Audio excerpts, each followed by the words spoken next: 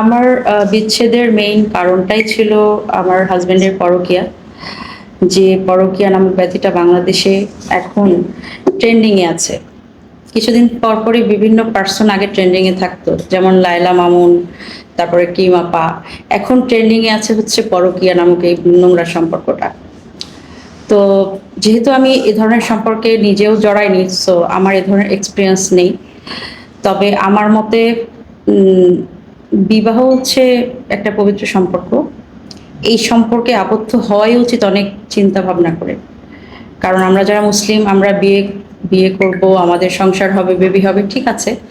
কিন্তু এটা মাথায় রাখতে হবে যে পরকীয়া নামক এই নোংরা সংসারে জড়িয়ে একটা নারীর লাইফ নষ্ট করা বা একটা বেবিকে তার বাবা মা থেকে আলাদা করা।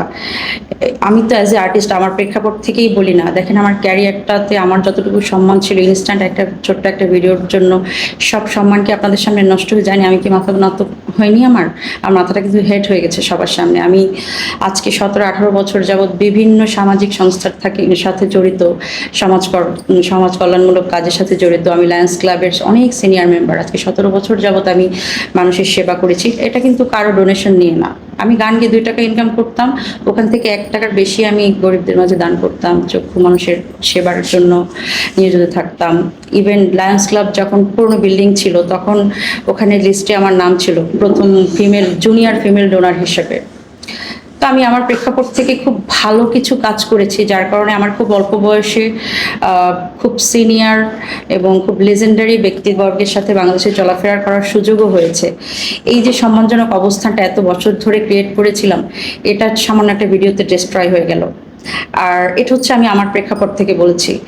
তো নট অ্যাজ অ্যান আর্টিস্ট, একজন গৃহিণী বলেন, একজন খেটে খাওয়া নারী বলেন, একজন চাকরিজীবী বলেন, একজন ব্যবসায়ী নারী বলেন, যখন তার লাইফে পরকীয়া নামক এই নোংরা মানে বিষয়টা ঢুকবে, প্রথমেই তার মানসিকভাবে সে বিধ্বস্ত হয়ে পড়বে, শারীরিকভাবে আস্তে আস্তে অসুস্থ হয়ে যাবে, তার বাচ্চার ফিউচার ক্যারিয়ার সব কিছু ডিস্ট্রয় হবে, সংসারে অশান্তি হবে।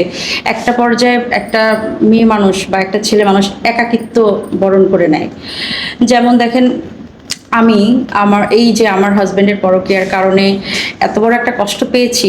সবার আগে আমার সম্মান চলে গেছে।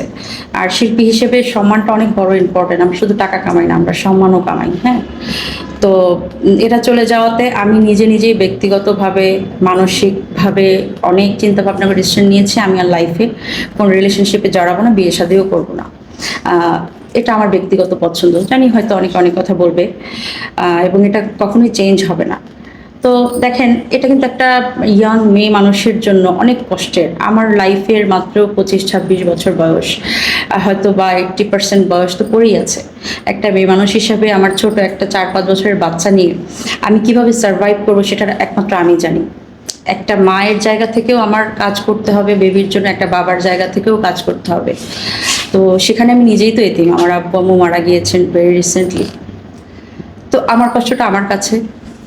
প্রত্যেকটা প্রফেশনে থাকা প্রত্যেকটা নারী বা প্রত্যেকটা পুরুষের কষ্টটা তার তার প্রেক্ষাপট থেকে আলাদা। আর এই পরকীয়া নামক এই যে নোংরা সম্পর্কটা, এটা এত ব্যাপকভাবে বাংলাদেশে ছড়িয়েছে এবং এর যথেষ্ট কারণ আছে। প্রধান কারণ হচ্ছে মোবাইল, ইন্টারনেট, বিভিন্ন ডিভাইস, যেগুলোর মাধ্যমে সামাজিক যোগাযোগ মাধ্যমগুলোতে এত ইজিলি মানে মানুষের বউয়ের বান্ধবী, বান্ধবীর বান্ধবী, ছোটবেলার বান্ধবী, দেশের বাইরে ফরেনারদের সাথে যোগাযোগ করতে পারছে, যে যোগাযোগ ব্যবস্থাটা আগে কিন্তু এতটা স্ট্রং ছিল না। তো এই ফেসবুক, ইউটিউব থেকে আসলে খুব একটা কিছু হয় না, কিন্তু ফেসবুক বিশেষ করে এই ইন্টারনেটের মাধ্যমে যেই যোগাযোগ মাধ্যমগুলো তৈরি হচ্ছে, অনেক ডেটিং অ্যাপ আছে, এইগুলোর কারণেই কিন্তু মূলত পরকীয়াটা বেড়ে গিয়েছে। আর আরও একটা কারণ হচ্ছে, দেখেন, আমরা মানুষ কষ্ট পাই, কাছের মানুষ মারা গেলে কষ্ট পাই, শরীরে আঘাত লাগলে কষ্ট পাই, কিন্তু ফিলিং কিন্তু অনেক বেশি জোরালো পরকীয়াতে কষ্টটা পেলে। এটা যার লাইফে ঘটেছে সে বুঝতে পারবে। আপনারা কিছুদিন আগে হয়তো দেখেছেন যে আমার একটা ভিডিও আমি ফেসবুকে নিজে আপলোড করেছিলাম, যে আমার গলা থেকে মুখ থেকে মানে অনবরত রক্ত পড়ছে। বেশি দিন না, মাসখানেক আগে একটা ভিডিও। তো আমি এটা মেডিকেল রিপোর্ট আসার পরে ডক্টর বললেন যে আপনার কোনো মানে ফিজিক্যাল কোনো প্রবলেমের কারণে ব্লিডিং হয়নি, কোনো আপনি সুস্থ। তো পরে একজন মানে সাইকিয়াট্রিস্টের সাথে এই বিষয় নিয়ে আলোচনা হচ্ছিল, তো ওনারা মিলে বললেন যে আপনার প্রচণ্ড মানসিক আঘাত থেকে হার্টের ব্লাড ভেসেল ছিঁড়ে গিয়ে আপনার ব্লিডিং হয়েছে। তো দেখেন, অনেকে অনেক রকম কষ্ট পায়, আমার তো বাবা মাও মারা গেছে, তাতেও আমি কষ্ট পেয়েছি। কষ্টের লেভেলটা কতটা স্ট্রং হলে একটা মানুষের হার্টের ব্লাড ভেসেল ছিঁড়তে পারে, কতটা জোরালো আঘাত হলে। তো বললাম না যে মানুষ বিভিন্ন ওয়েতে আঘাত পায়, কষ্ট পায়, কিন্তু পরকীয়ার কষ্টটা, পরকীয়ার দুঃখটা এটা যার সাথে না ঘটে সে ফিল করতে পারে না। বাট খুনের আইন আছে, আদালত আছে, শাস্তি আছে, কিন্তু এই পরকীয়া নামক এত বড় কষ্ট দেয় মানুষকে, এত বড় অন্যায় অপরাধ হয়ে যায়, তো কোনো আইন নাই পরকীয়ার।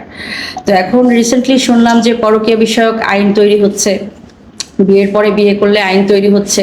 এর সত্যতা কতটুকু এবং সত্যতার প্রমাণ আমি এখনো ক্লিয়ার না বিষয়টা। তবে আমার যেটা ব্যক্তিগত মতামত, যে পরকীয়া বিষয়ে খুব শর্ট টাইমে বিচার কার্য পরিচালিত হয়, দ্রুত বিচার ট্রাইব্যুনালের মাধ্যমে, লাইক 1 উইকের মধ্যে এই বিষয়ে কোনো যদি কমপ্লেন পায়, তো এগুলো শনাক্ত করে এগুলোর শাস্তি দিয়ে এটা আইনের আওতায় আনা উচিত।